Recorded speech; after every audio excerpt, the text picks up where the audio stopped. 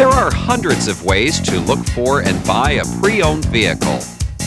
Knowing which one is right for you can save you thousands of dollars as well as countless hours of work. But to be a good shopper, first you have to learn how to kick the tires.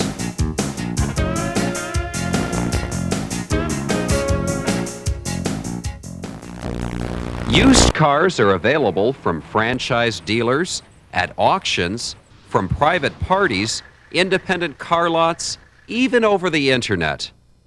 When you need to buy a car, it's reasonable to assume that your first purchase will probably be a pre-owned vehicle. Most people can't afford to buy a new car their first time out.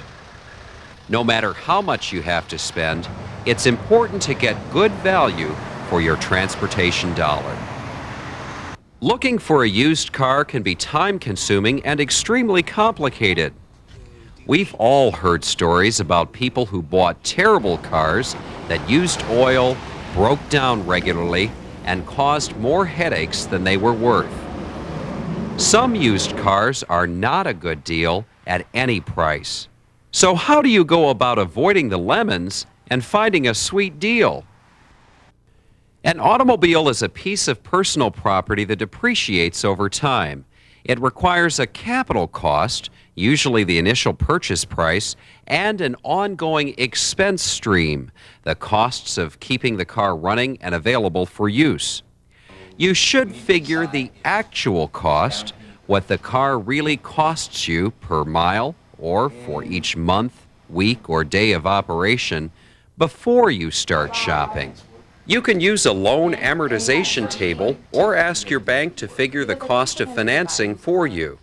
Don't borrow more than you can afford.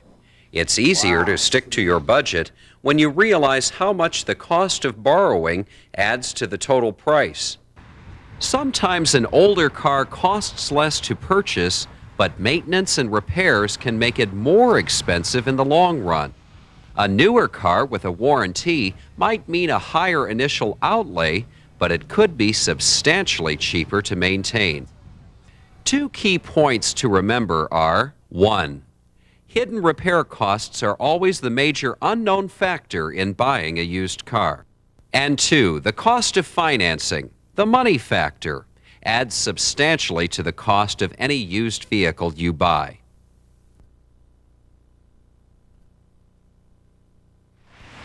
In addition to the monetary considerations, there are lots of emotional factors involved in buying a car. Some people are only happy driving an expensive luxury vehicle. Others can get by with a more practical alternative. And some people don't seem to care what their car looks like as long as it gets them from place to place. You can also develop a value sheet that lets you rate the various factors that are most important to you in a car. How important is safety? Or style? How about gas mileage? Now you should have two sets of figures. 1. A cost sheet with a rough idea of the kind of money you can spend. Say a $6,000 car with $1,000 down payment and the rest financed through your local credit union. And 2. A value sheet which rates the importance of various emotional and practical factors from 1 to 10. With these two sets of figures, you are ready to compare brand names and models. Chances are you won't be able to get everything you want at the price you want to pay. But a quick survey of local newspaper ads should let you narrow your choices down to 1 or 2 models within your price range. The most obvious choice when you start to look is your local franchised new car dealer, who probably also sells pre-owned vehicles. Franchise dealers take cars as trade-ins and will often have a good selection of the brand they sell. If you're looking for a used Ford Taurus, your local dealer will probably have one in stock. New car dealers are business people, and as such, they have a reputation in the community. You may have more recourse with a dealer if you have trouble with your car.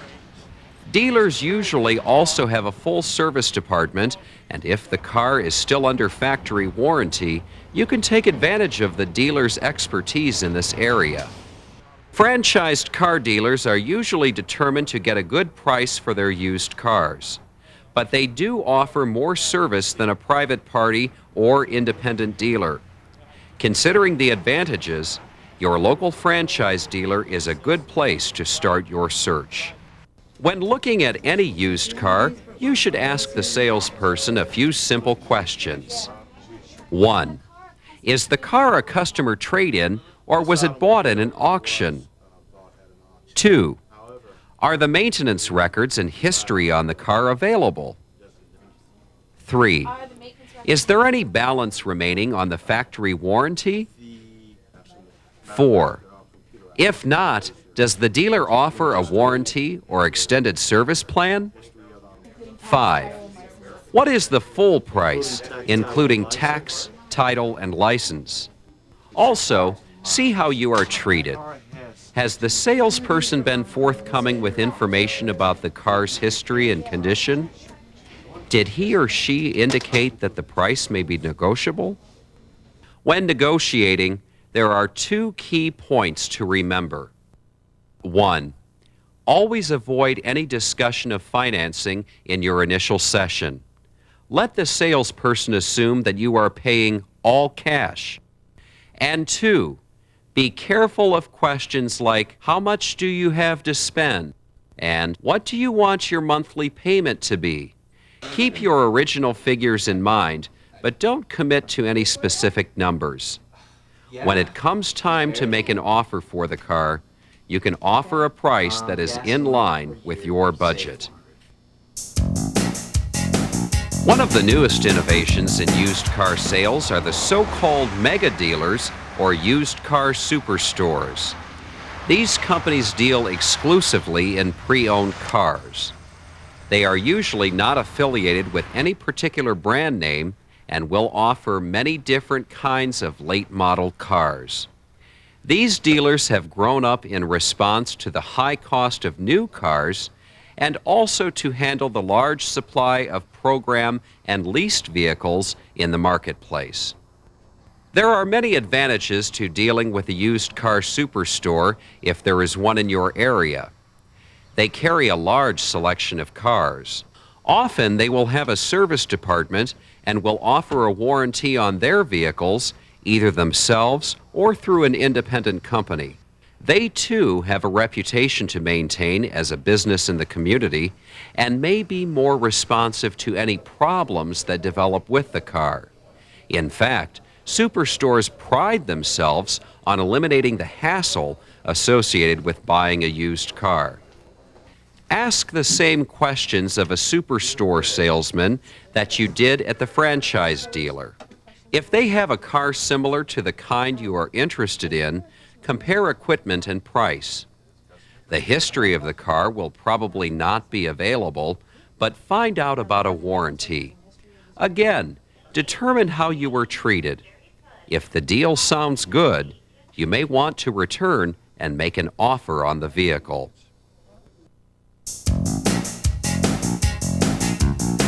Once auctions were only for licensed dealers who moved their excess inventory to other dealers and wholesalers. Today, another kind of used car auction has sprung up in some cities where used vehicles are available for sale to the general public. The attraction here is that the price is supposedly close to wholesale or dealer prices. In actuality, prices can be higher. They are determined by what buyers are willing to pay. An auction is only for the experienced buyer. There is no warranty on the car at all, and you are always running the risk of having to make major repairs. So be careful.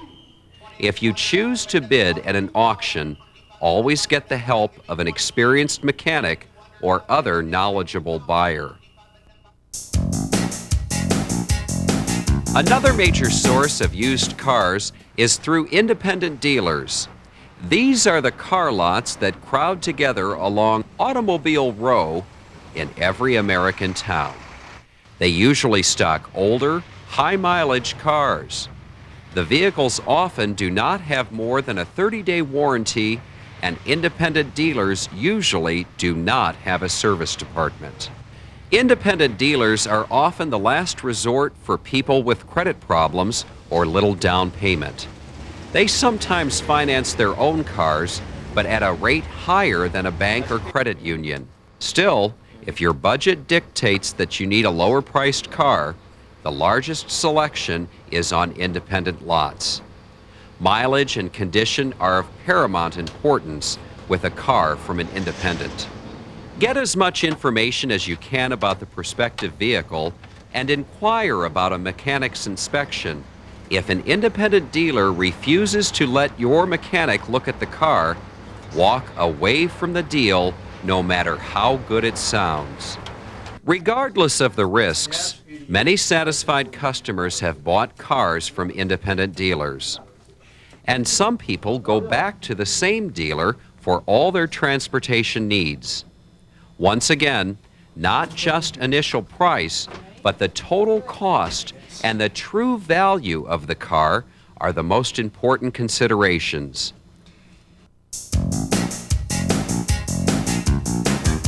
Using your computer, you can also take advantage of used car information on the internet. Online price guides list the features of new cars and explain what the dealer pays for a new car. Buying services allow you to specify the kind of used car you want and receive a list of possible vehicles. Online classified ads let you look for and place an ad for the kind of car you want. More and more information is becoming available to the general public over the World Wide Web. A little research here can save you lots of time before you actually start to look at different vehicles.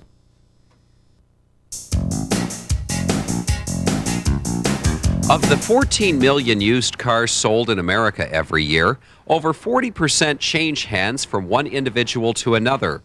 These cars are advertised in the newspaper and in specialty publications. If you intend to buy from an individual, you should be fully aware of the pitfalls that this kind of transaction can entail. With an individual seller, you have little or no recourse if the car is a lemon.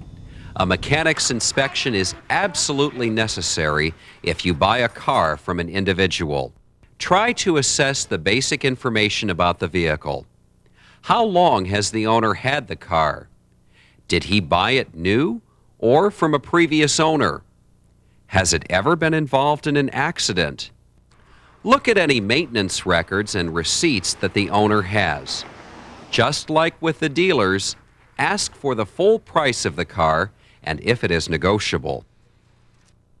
There are a few things you can quickly check in a walk-around type inspection, whether at a dealer or from a private party. 1. Take a look at how the car sits on the pavement. Is it leaning to one side or the other? This could be a sign of frame damage or an accident. 2. Walk around the car and check to see if the doors and fenders are true and straight. Sight along them to check for repairs or bodywork. 3. Open the trunk. If the car has been completely repainted, you will be able to tell where the new paint overlaps the old. Freshly painted jambs are a sign of a recently completed paint job. 4. With the driver's side door open, look at the driver's side seat and controls. The seat and pedals should show the appropriate wear and tear for the age of the car. 5. Look under the car for any sign of fluids. Anything leaking underneath the car, other than water overflow from the air conditioning, is trouble. Oil leaks are usually found right under the engine. Transmission fluid is reddish in color. Brake fluid will show clear, wet spots on the insides of the tires. 6. Check under the doors and along the sills for rust and plastic body repairs. Metal should sound hollow, while solid plastic will be hard and dead sounding. 7. If the car has made it this far, open the hood. Check for repainting around the edges of the hood. Look at the engine. Even if you don't know a double overhead cam from a V8, there are a few things you can check. There should be no evident signs of oil leaking or blowing into the engine compartment. It should be reasonably clean, but beware of an older vehicle with a brand spanking new look under the hood. The engine may have been cleaned and painted to cover up a problem. 8. Pull out the dipstick and look at the oil level. It should read full, and the oil shouldn't be foamy or beady with water. 9. Now make a quick inspection of the belts, hoses, and other wear items. Do they look appropriate for the car's age? Again, in an older car, slightly used is okay, but you're looking for signs of complete neglect or misuse. 10. If the car passes all these quick checks, you can take the next step. Get behind the wheel and start it up. Watch for smoke from the tailpipe. Black smoke means burning oil. White vapor could be leaking water or gas. The engine should run smooth within a few seconds and should idle well. Check the gauges. A gauge that reads 0 may have been disconnected to hide a major problem. Oil pressure is the most important gauge. The oil pressure light should not blink or flash. With your foot on the brake, put the car in forward and reverse and see how it feels. The transmission should engage without any clunks or whines.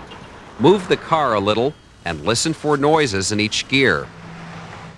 By making a walk-around inspection, you should be able to eliminate several of the major negatives with any used car. If rust, frame damage, engine problems, transmission and clutch problems, or faulty brakes show up, don't even bother to road test the vehicle unless you are willing to make a major commitment to putting the car back in good shape. If you are satisfied with the vehicle so far, a road test can reveal a few more items. The car should accelerate easily without making any unusual noises.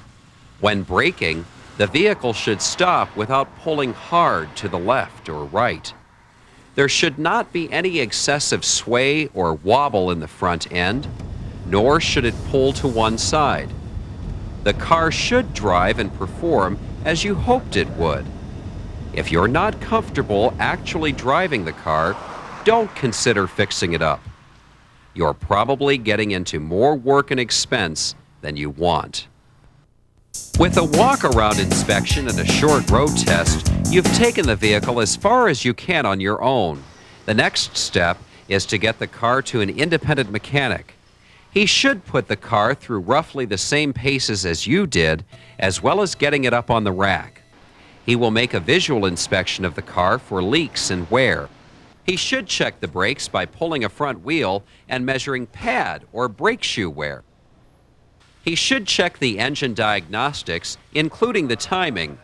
If a cylinder is low, a compression check can pinpoint the problem.